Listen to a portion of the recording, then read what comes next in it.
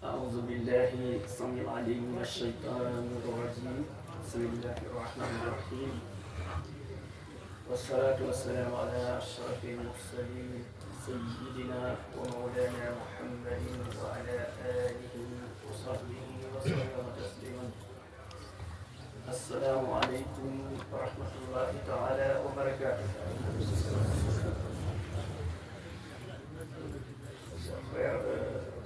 Inch'Allah, alhamdulillah, nous sommes toujours sur les dates de Salat. Je ne sais pas combien de temps nous avons fait, mais on a fait presque plus de 2 mois sur Salat. Cela montre l'importance de la prière. Car la prière, elle est toujours là.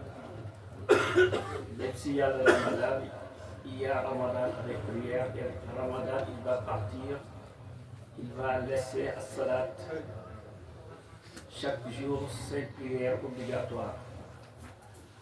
Il n'y a pas d'arrêt, il n'y a pas de repos, Inch'Allah. Donc, nous sommes toujours sur les obligations de la prière. Quand on parle d'obligation, c'est quelque chose, c'est un pilier qui est obligatoire qu'on doit amener dans la prière. On doit d'abord l'amener si ça nécessite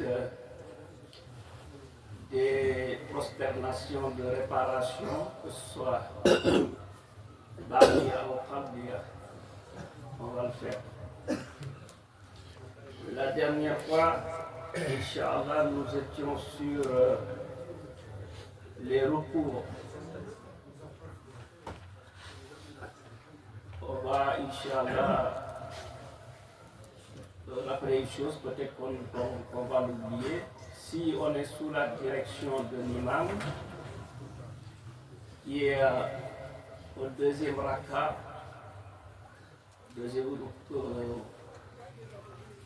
ça veut dire qu'il doit s'asseoir pour faire le tashahhud et l'imam il s'est levé. Impérativement, tu dois suivre l'imam. Si on a prononcé un tasbih, subhanallah, pour lui rappeler qu'il devait s'asseoir pour faire le tashahhud et il ne l'a pas fait, l'imam s'est mis debout, il faut suivre l'imam parce que l'imam, il est là pour être suivi. Et après lui, il saura comment réparer cet oubli. Ça, c'est important de le dire. Donc, si nous sommes en train de prier et qu'on devait faire le tashahhud, on a récité Suratul Fatiha, on a récité Suratul Surah, et on a fait un cours, on est allé faire un sujoud, on a fait les 2 sujouds. Au lieu de s'asseoir pour faire un tashahhud, on s'est levé. Ça arrive. Maintenant, si les mains et les genoux n'ont pas encore quitté le sol, on s'assoit et on fait un tashahhud. Et il n'y a rien, il n'y a aucune réparation à faire. Cela est acceptable. Parce que les mains et les genoux n'ont pas quitté encore le sol. Si par contre, parce qu'il y a 3 cas, disons, si par contre, on a les mains qui ont quitté le sol et les 2 genoux, mais on n'est pas complètement en position debout. Et on revient, on s'assoit. Là, on revient, on s'assoit. Si c'est léger, il n'y a pas de souci. Et là, qu'est-ce qu'on fait? On fait un tashahhud et on continue la prière. Après, qu'est-ce qu'on fait? On fait Qabdiya. Mais si par contre, on a complètement quitté mains et les genoux en terre et on s'est mis debout, carrément debout, et on est retourné faire le sujoud. En ce moment, on continue et on fait Ba'dia. Vous voyez la différence? Parce que là, on a complètement agité. Ça, c'est important de le souligner. C'est dans ce cas qu'il disait que وإن يكن بعد الفراق رجع فحكمه حكمان عند من وحى إن كان من قبل الاعتدال مطلقا فليسجد البعضية فيما أقيم. Donc on voit dans ce fait, qu'est-ce qu'on voit? Il y a deux choses très importantes qui accompagnent ces actes d'oubli. C'est quoi? Al-iqtidalu wa tamaniya. Le fait d'être, si on est en repos, on applique bien un repos. Si on est en position debout, on applique bien la position debout. Al-iqtidal wa tamaniya est la tranquillité, c'est-à-dire être tranquille, marquer qu'on a fait le repos ou bien on est debout. Dans ce cas, qu'est-ce qu'on fait? On fait un sujoud ba'di. C'est comme ça que l'Abiyat l'éclaircit en disant وَإِنْ يَكُونُ بَعْدَ الْقِيَامِ مُطْلَقًا فَقَدْ صَلَاتُهُ لِزَيْدٍ حَقَّهَا. Si on est complètement debout et on retourne pour faire un sujoud, là on a augmenté dans la prière. Et il faut avoir en mémoire qu'on ne doit pas laisser une obligation pour aller faire un sunnah. Parce que les positions assises, dans la plupart des mazahib, c'est un sunnah. Et on ne doit pas laisser, c'est comme si tu étais devant ton supérieur et ton collègue, les deux ils t'ont tendu la main pour te saluer et tu te détournes de ton supérieur pour donner la main, on peut le comprendre ainsi, à ton inférieur. Et cela n'est pas quelque chose d'acceptable, de convenable. C'est pour ça que les ulama, ils ont dit qu'on ne doit pas délaisser al-fardu les sunnah. Même s'il s'agissait de 2 ou 3 sunnah. Et l'autre cas est إذا نسي المصلي جلوس لتشهد قبل أن يلحد تمت كان قالتين, c'est ce que je venais d'expliquer. إن كان من قبل الاعتدال يعود للجلوس ويتم الشهود. Si il s'agit de quelqu'un qui a oublié la chose,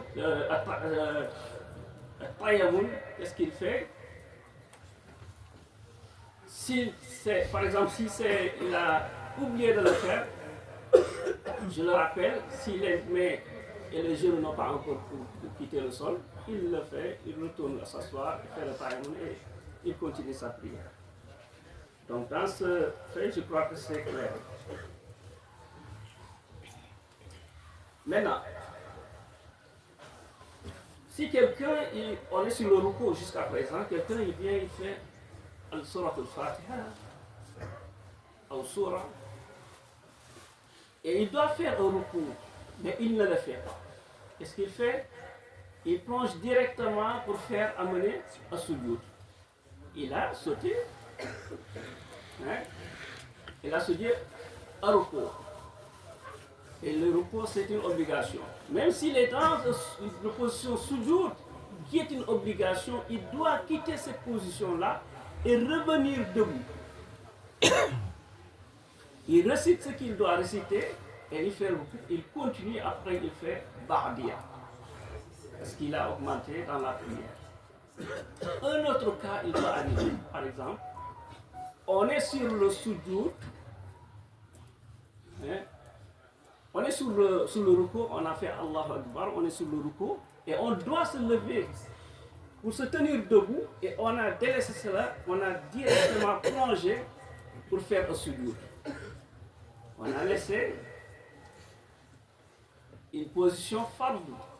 C'est raf'u min ruku' qu'on a délaissé. En ce moment, qu'est-ce qu'on fait? On doit quitter cette position de sujoud pour amener sujoud la position debout et continuer sa prière. Après, on fait al-ba'diyya. من سعى عن الرفع من الركوع وتذكر في السجود فإنه يرجع حتى يرفع عليه حتى يرفع jusqu'à ce qu'il soit debout parce que raf'u min sujudin wa raf'u min ruku'in ce sont des obligations.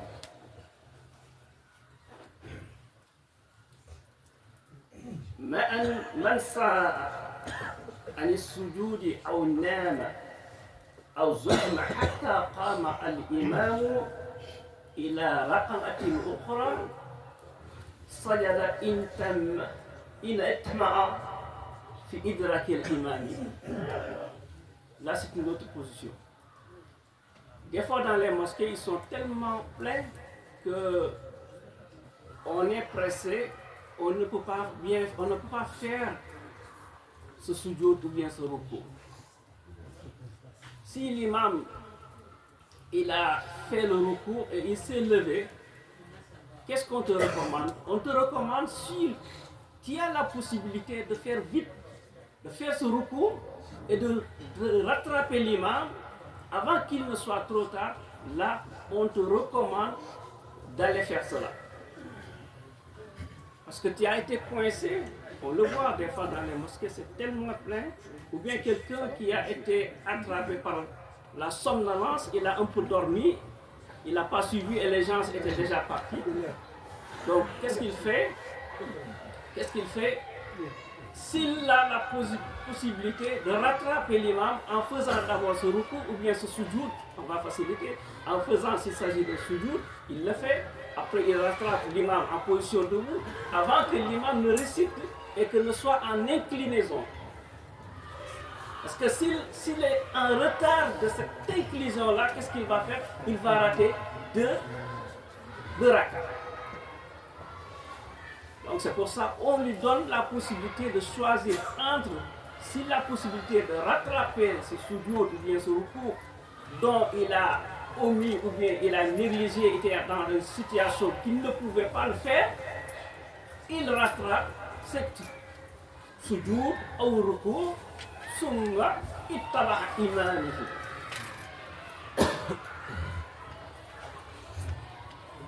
Par contre, en revanche, il est certain qu'il ne peut pas, parce que c'est un imam, l'imam il est rapide, il ne peut pas le suivre, il délaisse ce rakat.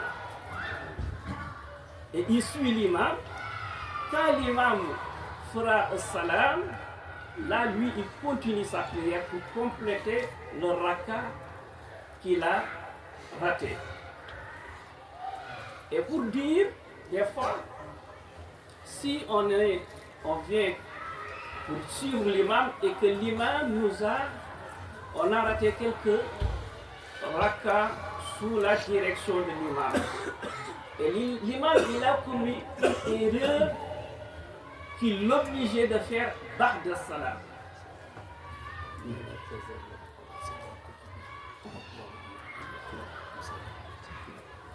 Donc si l'imam il est en position, il a omis, il avait une erreur et il a fait ba'diyya, il a dit salam alaykoum, alors toi tu te dis que ouais, moi j'ai 2 rakats, j'ai 3 rakats, donc il me manque 4 rakats. Là tu ne dois pas suivre l'imam. Parce que quand l'imam il dit assalamu alaykoum et tu suis l'imam en disant assalamu alaykoum, qu'est-ce que tu fais? Tu es sorti dans la prière, l'imam il a complété sa prière, mais toi tu ne l'as pas complété. Donc qu'est-ce que tu dois faire? Tu dois retarder ta salam. Tu suis l'imam, il fait assalam, il fait les 2 prosternations Ba'diya, tu le suis jusque-là. Quand il dit Assalamu alaikum, si c'est notre mazhab, les 2 salats, après tu te lèves pour continuer ta prière. Et après tu fais Al-Ba'diya. Parce que si tu le fais avant, tu vas, comment dirais-je, sortir de la prière. Ça, c'est important de le souligner. Inch'Allah. Donc avec le changement de l'heure, on ne sait pas trop à quelle heure on devait s'arrêter. Mais c'est un garçon, machallah, qui ne veut pas nous quitter. Et ça fait du bien parce que chaque fois qu'on le rappelle, on l'enregistre dans le mémoire. Parce que non seulement nous qui essayons de le maîtriser, on doit pouvoir le transmettre à d'autres. C'est là qu'on va gagner, Inch'Allah. ربنا تقبل منا انك انت السميع العليم وتب علينا انك انت الغفور الرحيم وارحمني انك انت ارحم الراحمين. اللهم اغفر لي ولوالدي وللمؤمنين والمؤمنات والمسلمين والمسلمات الاحياء منهم والاموات. اللهم لا تدع لنا ذنبا الا غفرته ولا هما الا فرجته ولا دينا الا قضيته ولا مريدا الا شفيته ولا حاجة من حوائج الدنيا والآخرة إلا قضيتها يا أرحم الراحمين. وصلي على النبي وسلمي واهدي به حاجة كل مسلمين. سبحان ربك رب العزة عما يصفون.